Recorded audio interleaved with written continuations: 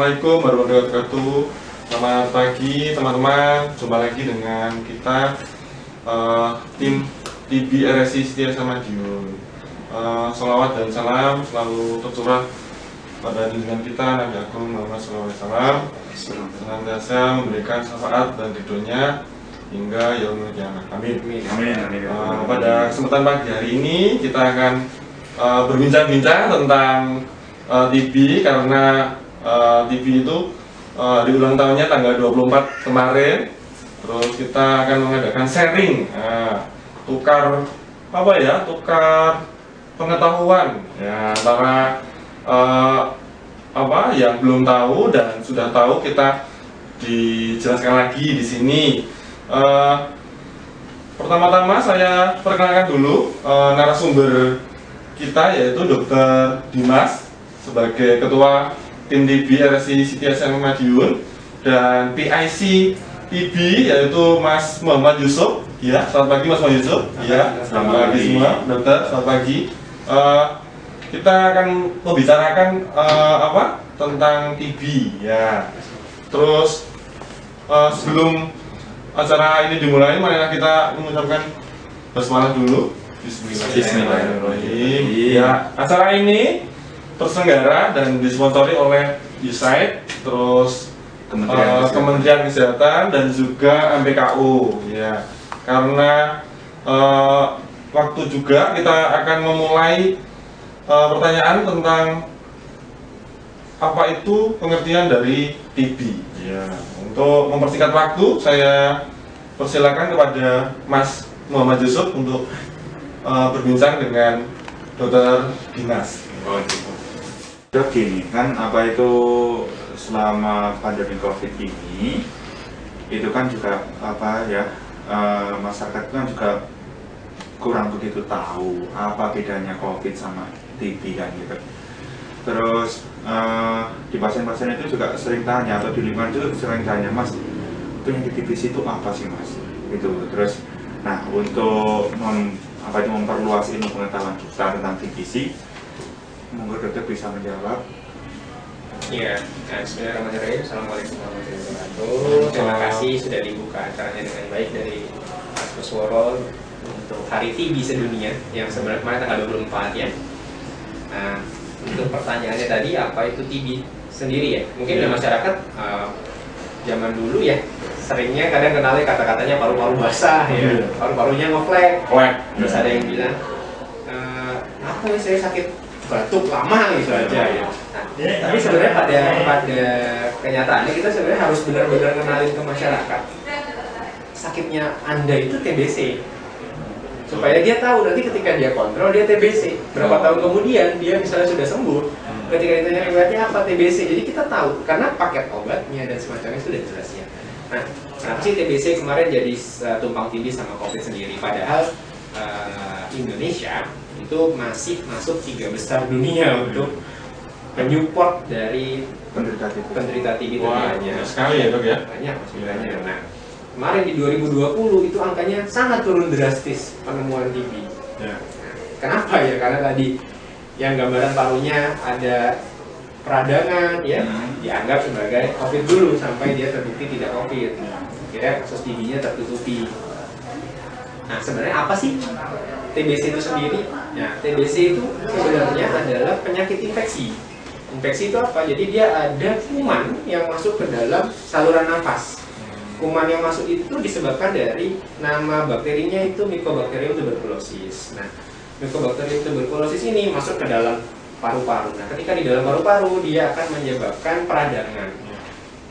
Bisa nggak di paru-paru? Bisa. Jadi kuman Mycobacterium tuberculosis itu 80-90% itu termanifestasi atau terbentuknya peradangan di paru-paru. Nah, yang 10-20% itu terbentuknya di luar paru-paru. Gitu. Makanya kita sering sebut namanya TB ekstra paru atau TB di luar paru-paru tadi. Nah, terus yang di paru-paru itu sendiri, yang tadi akhirnya gambarannya jadi lama-lama ada flek ketika dia ada peradangan, sedikit sampai peradangan. Kadang bahkan sampai menyebabkan Jadi intinya adalah peradangan di paru-paru dan bisa juga 10-20% di ekstraparpar.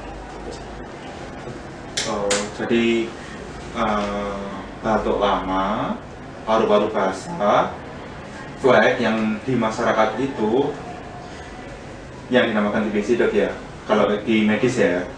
Nah, terus apa itu kalau ini dok, selama di rumah nanti, kalau apa itu ada masyarakat yang menemukan kasus TB, nah untuk mencurigai, oh ini pasien TBC ini, oh ini sakitnya ini, nah itu bisa dilihat dari tanda gejala apa ya dok ya? Oke, tanda dan gejala ya. Yang pasti karena ini infeksi ya, karena ini infeksi. Ini sebenarnya ranahnya dokter paru ya. Kalau lebih pengen bagus ini nanti dokter paru, jangan bisa tanya ke dokter paru gimana lebih detailnya, terutama buat sakitnya dan bagaimana penyembuhannya. Kita dari tim TB memang juga punya gambarannya seperti apa. Kalau dari ilmu yang kita pelajari tentang TBC, yang paling gampang karena dia masuk ke dalam tubuh sebagai bentuk infeksi, maka gejala yang paling sering ya itu yang dicurigai pertama adalah batuk. Ya di paru-paru dia akan menyebabkan batuk lama. Lalu ada yang bilang batuk lebih dari 2 minggu, gitu ya. Batuk lebih dari 3 minggu.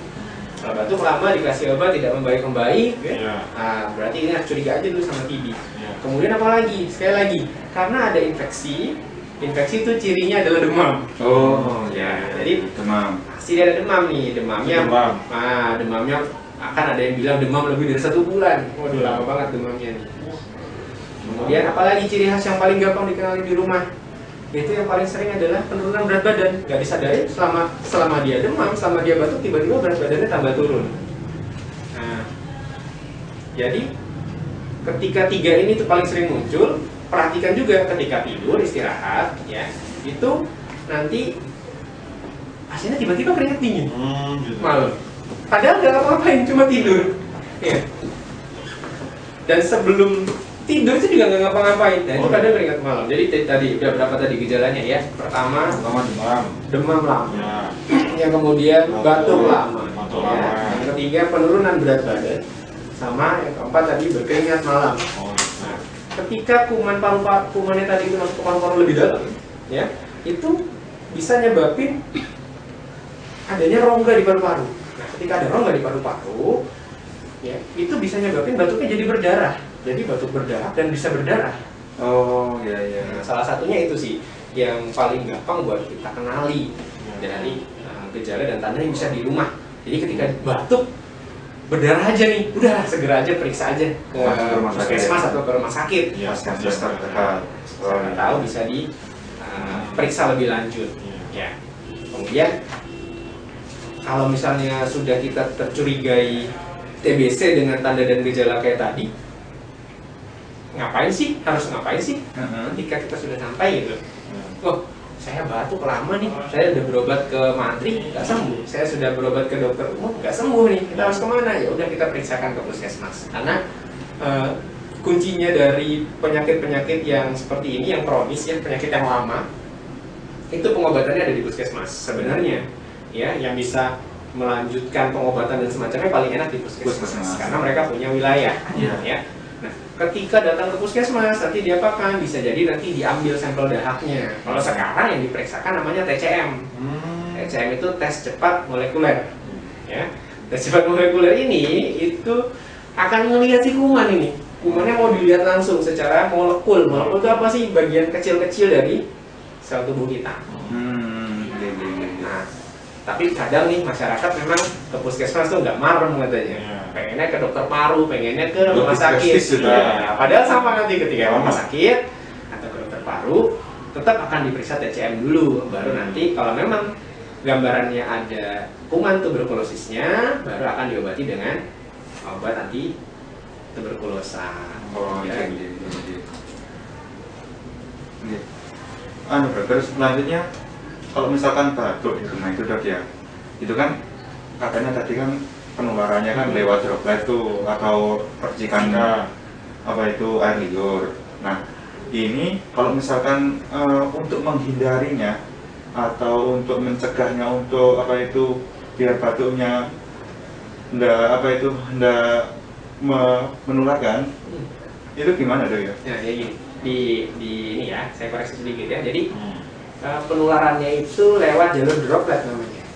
Ya, jalur droplet. Droplet itu apa? Percikan dahak. Jadi bukan air liur. Oh, gitu. Ya, jadi kalau diludahi itu Ya. nggak apa-apa sebenarnya. Ya, diludahi.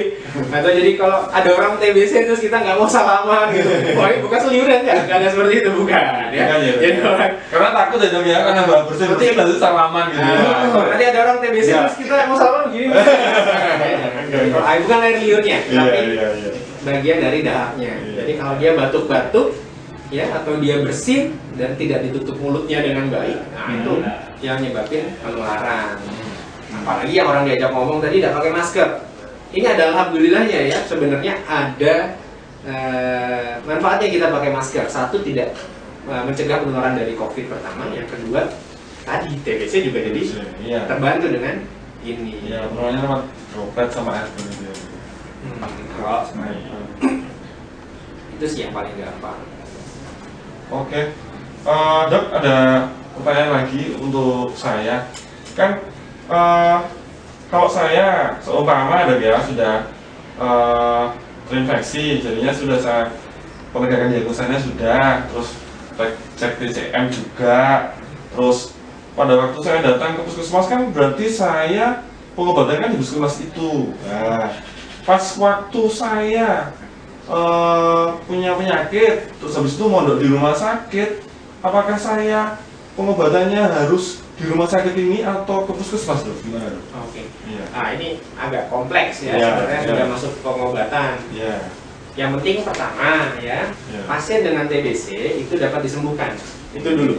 Ya, Oh, kalau iya. minum obat dengan baik, dengan rutin selama 6 bulan sesuai dengan aturan dari pemerintah, ya itu pasti akan sembuh. Insya Allah akan sembuh. Ya, insya Allah akan sembuh. Nah, perlu diingat juga masyarakat yang dapat obat TBC ya harus patuh minumnya. Oh, Makanya gitu. kita ada namanya pengawas minum obat. Iya. Ya, pertama karena itu, yang kedua masyarakat juga harus paham nih, itu nggak murah loh obat TBC itu. Wah ya dok ya. Mahal, itu mahal sekali. Iya. Kalau mau coba masyarakat yang punya TBC silakan beli obatnya, ya, yang tidak digratiskan sama pemerintah, itu mahal sekali. Iya. Nah, jadi ketika ini gratis, ayo diminum dengan baik.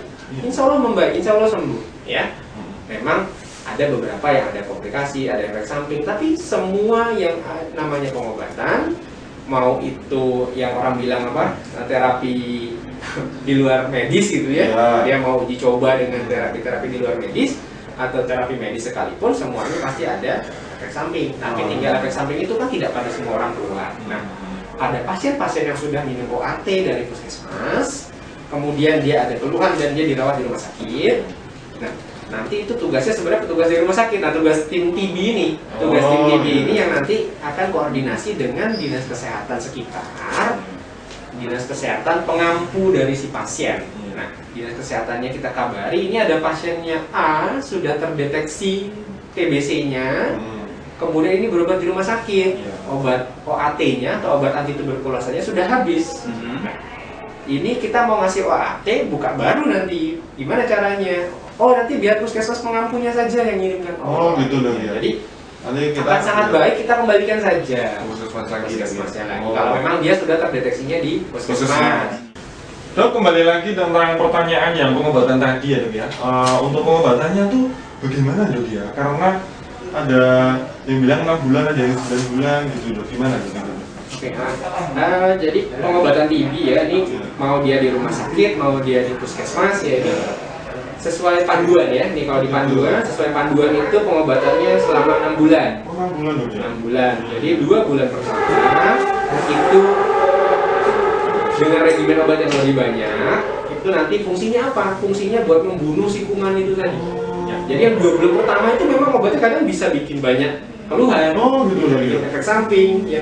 Karena memang itu kumannya itu lagi dimatikan. Nah, nanti Masa intensif. namanya fase intensif. Ya. Oh, Jadi iya. ketika fasenya intensif tadi sudah selesai 2 bulan, lanjut ke 4 bulan selanjutnya itu adalah fase lanjut namanya. Fase lanjut tadi itu untuk membuat si bakteri tadi itu statis atau dia sudah udahlah bakterinya ditekan supaya nggak bisa tumbuh lagi. Nah, jadi sebenarnya kalau TB paru ya, TB paru-paru itu pengobatannya adalah 6 bulan. Nanti ada lagi namanya TBRO. TBRO itu apa? TB resisten obat. TB resisten obat itu nanti akan kita, kalau di RSI kita akan rujuk ya. Jadi nanti itu sesuai dengan hasil dari TCM-nya tadi, tes cepat molekuler tadi. Kalau gitu TCM-nya muncul terdeteksi resisten obat A, obat B, wadah kita di RSI langsung rujuk aja. Untuk penanganan tidak lanjutnya. kira-kira gitu. Oke, mungkin saya tanya ke Mas Yusuf, mungkin ada pertanyaan? Monggo. Iya, kalau ada banyak yang mitos-mitos seperti itu Mas, kalau telat 1 bulan nanti mengulang lagi, gimana Mas itu? Iya, jadi gini, kalau misalkan pengobatan TBC itu memang harus istilahnya disiplin. Nah, disiplin selama 6 bulan. Saya yang seperti Dr. Dimas tadi jawab. Jadi nanti kalau misalkan ada loss atau tidak pengobatan selama 1 bulan, itu bisa dikatakan gagal pengobatan. Tetapi ada situasi tertentu kalau misalkan pasiennya ini mengalami gejala, kalau misalkan di hasil labnya nanti dari SGOT, SGPT atau asam hati atau fungsi hatinya itu naik, itu bisa di stop. Tapi nanti kembali lagi ke DPJP atau dokter yang menangani pasien tersebut, kayak gitu. Nah, kalau misalkan loss follow up atau yang dikatakan mangkir dari pengobatan tadi, nah itu bisa dimasukkan ke kategori TB resisten obat, seperti itu. Seperti itu dokter. Iya, kira-kira kayak gitu Pak. Itu nanti gambarannya salah satu resisten obat gitu. Untuk pencegahannya kan ada yang tadi itu kembali lagi. Pencegahannya kan ada yang menutup mulut atau bersin, itu kan etika batuk itu. Iya, gimana Mas Yusuf? Bisa menunjukkan etika batuknya gimana Mas Yusuf? Misalkan untuk etika batuk ya, apalagi untuk pasien-pasien yang dicurigai atau suspek TB, memang tidak boleh batuk sembarangan kayak gitu. Jadi batuk itu untuk itu kan juga menularkan penyakit meskipun bukan TBC. Nah, jadi untuk melakukan batuk secara etika batuk yang baik, niku pertama silangkan siku, terus arahkan mulut di siku sini, terus batuk itu, terus nanti kalau bisa bawa tisu. Nah, nanti yang bekasnya ini tadi dibuang di mana itu tempat sampah. Nah, jadi kalau misalkan lebih baik lagi kalau misalkan di dekatnya ada tempat cuci tangan. Nah, sekalian cuci tangan, jadi aman untuk penderita atau yang suspek tadi dan aman untuk lingkungannya. Itu. Baik. Ya, berarti itu tanda pencegahannya salah satunya Mas Yusuf ya itu ya. Terus untuk pencegahannya yaitu dengan tadi yang etika batuk ya, terus tidak meludah sembarangan di tempat ya Mas ya, sama menjemur alat tidur secara teratur pada pagi hari, karena kan memang kalau kita tidur mungkin kita sering Mas itu namanya minder ya Mas. Iya. Itu juga kan bahaya juga Mas itu ya. Karena kan ada dropletnya juga, percikannya juga. Ya, terus sama pagi hari itu kita harus membuka jendela karena ventilasinya biar cukup ya Mas Yusuf ya. Karena biar sirkulasinya biar ganti ya. Karena kan karena memang kuman TBC ini memang lama juga hidupnya kan. Selain kita harus kena panas biar mati kumannya, terus sama sirkulasi udara juga biar bagus gitu. Terus sama satu lagi pencegahannya yaitu ada yang bilang untuk imunisasi BCG ya Dok ya, benar ya, gimana Dok gitu Dok? Ya kalau untuk bayi baru lahir ya. Bayi baru lahir ya. Langsung dikasih BCG. Itu salah satu bentuk pencegahan dari sejak dini ya. Berarti ini memang benar ya, kita memang harus dikasih imunisasi yang lengkap ya untuk pencegahan dari TBC itu. Iya. Terus mungkin Mas Yusuf ada pertanyaan lagi? Mungkin dari saya cukup. Dari saya juga, oh iya, dari saya juga cukup, terus Mas, iya. Baiklah, untuk acara sesi tanya jawab ini, sharing TB kita akhiri dulu. Mudah-mudahan yang disampaikan pada pagi hari ini bisa bermanfaat bagi masyarakat pada umumnya dan bermanfaat juga pada khususnya untuk RSI Setia Madiun.